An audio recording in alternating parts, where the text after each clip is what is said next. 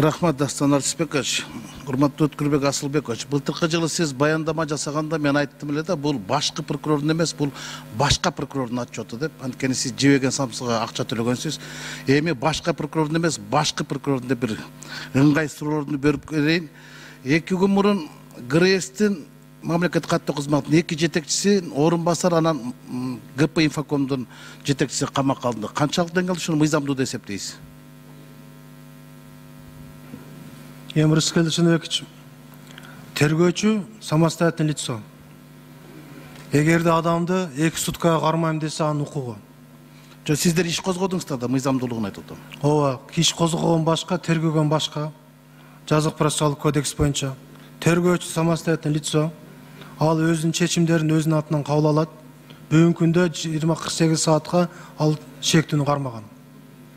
Эгерде эртең бөгөт коюу чарасын айыбын угузатган болсо, эскиче айтканда азыр кабарлоо прокурор бериш керек. Эгерде биз далилдердин бардыгы жетиштүү болгон болсо, тийиштүү башкармалык окуп чыгып, анда биз кылмышка шектүү катары 3 адамга тең кабарлоо беребиз.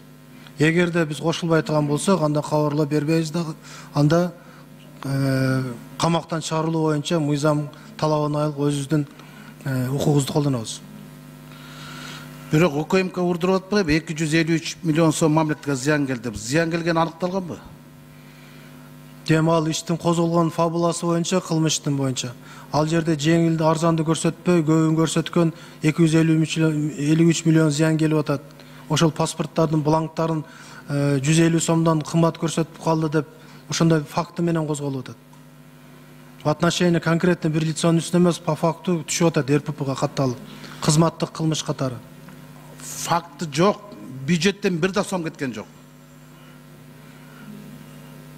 Бул аракет болуп атат ошого. Агар эгерде булар берген маалымат, биз козгогон материал боюнча бул убагында бөгөт коюлбаса, бул мүмкүн келишим түзүлөт эле. Аракеттер жүргүзүлөт эле. Тергөөнүн жыйынтыгы менен эми тергөө бир чечимге келет. Азыр тергөөгө өзүңүз билесиз, мен азыр башкы прокурор катары туура же туура эмес деп айтсам, тергөөчү мен айткан сөзүмү байрак катары көтөрүп алып, мындай чечим кабыл алышым керек экен деп мен багат көрсөтүп коюшум мүмкүн. Ошон үчүн тергөөнүн жыйынтыгы менен карап чыгабыз. Кылмыш жаза кодексинде мындай бар. Адам анын күнөөсү аныкталган аракеттер жасагандыгы натыйжасында келип чыккан кесепеттер үчүн гана жаза жоопкерчилигин тартууга жатат дейт. Бул жерде зыян да аныкталган жок. Кесепет да аныкталган жок.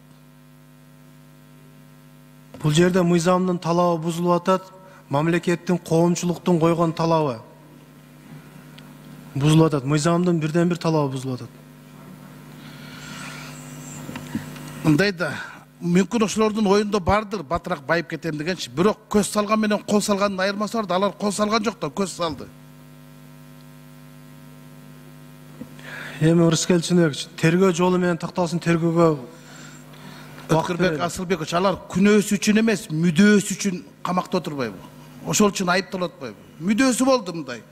Алсамбы деген ою болду. Анан эми силер азыр көчөдөгү сулууларга суктанууга акын бар дегендер, эркектер кыздарга көз кысып койсолор, бардыгын оюң жаманакында камай берсеңер, эркек калбай калат го да.